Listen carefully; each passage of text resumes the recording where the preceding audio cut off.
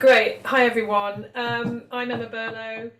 It's great to be here. I have been training this morning, so I'm a little training weary. So my voice is going, so I'll do my best. But I'm really here to talk about something a little bit different, but just to tell you a little bit about us as an organisation. And actually, we're all here, the gang's all here. So Emma, Farah and Hayley are all on the call today. So I set up Lighthouse in 2020. I became carbon literate as a kind of thing to do, sat on the sofa wondering, what it was all about in 2020 myself, and then I started training in 2021 with a client, Becco, who are now a CLO Gold. So it's been a really exciting journey for me. My background is in consultancy and support for businesses, so I've got 25 years experience advising companies, but I actually pivoted to do training because I felt it was more impactful than the work I was doing before. So we run a Carbon Literacy for Business course, we run a Train the Trainer, we've put about 65 people through our Train the Trainer now. We also do the NHS healthcare kit and a little bit of Carbon Literacy for communities.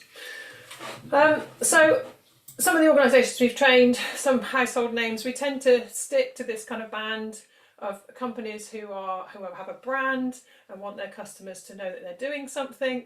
So that's kind of an angle that we work on. So I was training Openreach this morning, but all of these companies are starting to push carbon literacy down through their supply chains, etc., etc. So for me, has been a really great way of seeing that mindset shift and that penny drop moment. So just the same as everyone else has been talking about, but employees in some of these businesses have quite a lot of reach and a lot of influence.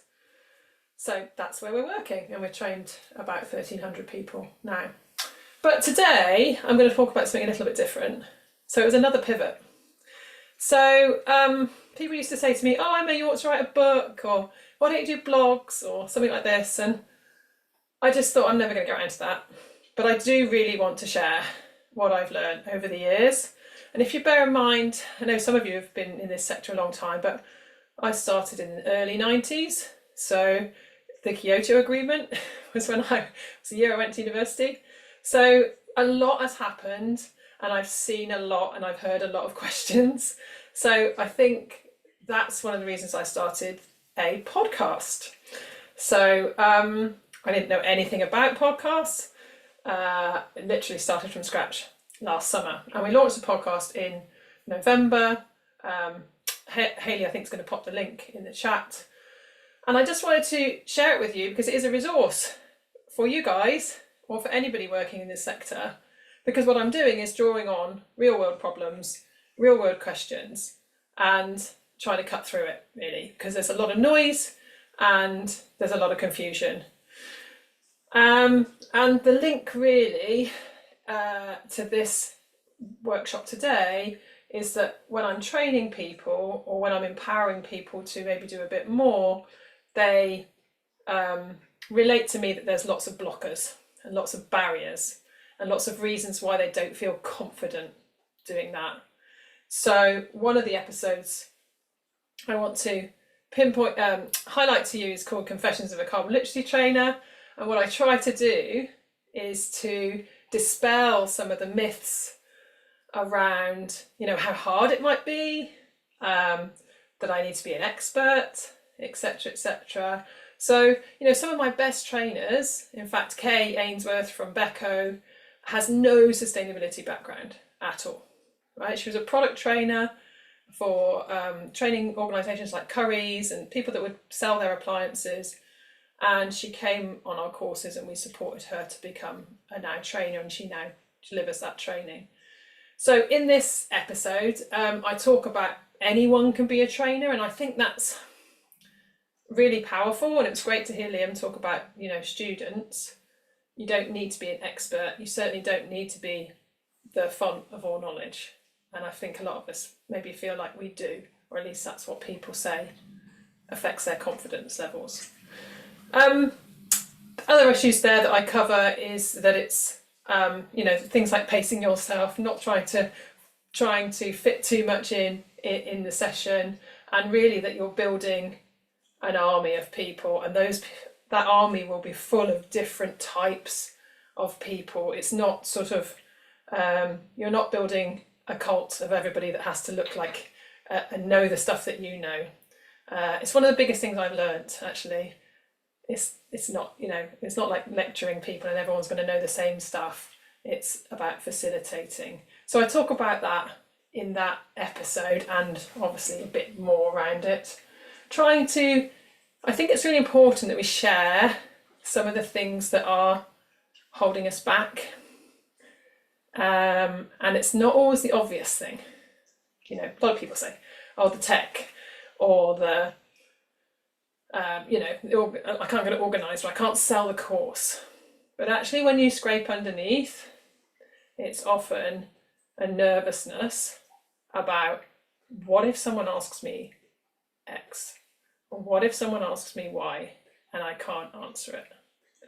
So I do quite a lot of work on my training courses around sort of flipping that and not having to have all the answers.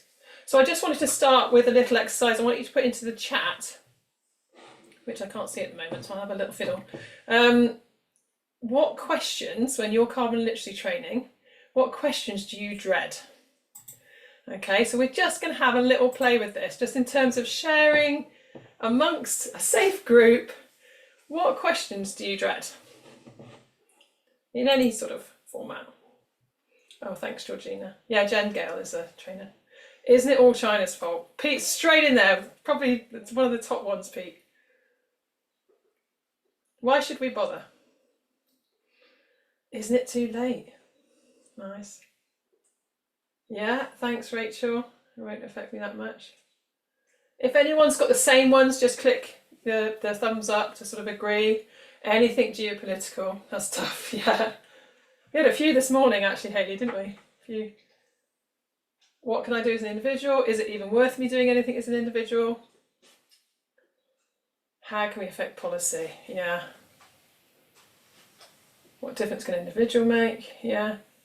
So, I mean, it might not be a question that you dread, but it's just a question that you think, I keep getting that and I'm not sure. Okay? Yeah. Someone did ask that this morning. If flying is so bad, why are we building more runways? I was actually quite stumped this morning by a couple of questions, because I was like, I can't tell you, because they were like, there's no logic in it. And I was like, no, I can't really tell you, apart from the fact that it's apparently good for business. Any questions that, there's quite a lot here around effectiveness, isn't there? And Claire says about specific greenhouse gases. So that sometimes comes back to our kind of scientific knowledge and feeling like we ought to be an expert. Okay, I'm going to keep moving. So based on that, I did another episode. So what I tried to do is to bring real life situations. So we're on like episode 21 or something. So not all about carbon literacy, but oddly, a lot of them do feed back into things that you will hear and things that you will talk about in the business space anyway. So I did another episode called Top 5 Things People Say to Avoid Taking Climate Action. So this was really all about moving from apathy to action. So you get quite a lot of people who say, yeah, I know about it, Emma, but really? Like, is it down to me? Like, is there any point? So a lot of that's coming up there, isn't it? So in this episode, I talk about the top 5 things, and they are things like, do you know what? I never really thought about it. People actually say that. So you've got to meet them where they are. I love that line from Carbon Literacy Now, meet them where they are. And they go, oh, I know about it, but there's no need to panic. So I sort of talk through those things. So I won't spend too long. You can go and grab the episodes. Hopefully you will find them useful. And my favourite one of all time, which is one I come back to a lot, is your influence is your superpower. So this is partly why I pivoted into training. Okay, when I was in consultancy, I couldn't really influence that many people. The people who read the report might think it was amazing. They might even use the research. But here I can train an army of people to have influence. So I can sort of see that ripple effect happening. And I just wanted to sort of wrap up this little session with a tool that I use, which is Slido. I don't know how many of you have seen Slido, but I'm going to do a little word cloud. So I want to take you here to, why has that not come up like it looks on mine? So I think these are still our slides that are sharing. I don't think Oh, that's a there's good anything to. point. So if you want to try sharing the Slido now, it should work. It's not letting me share now. Hmm. Click, share. The link in the chat as well, Emma.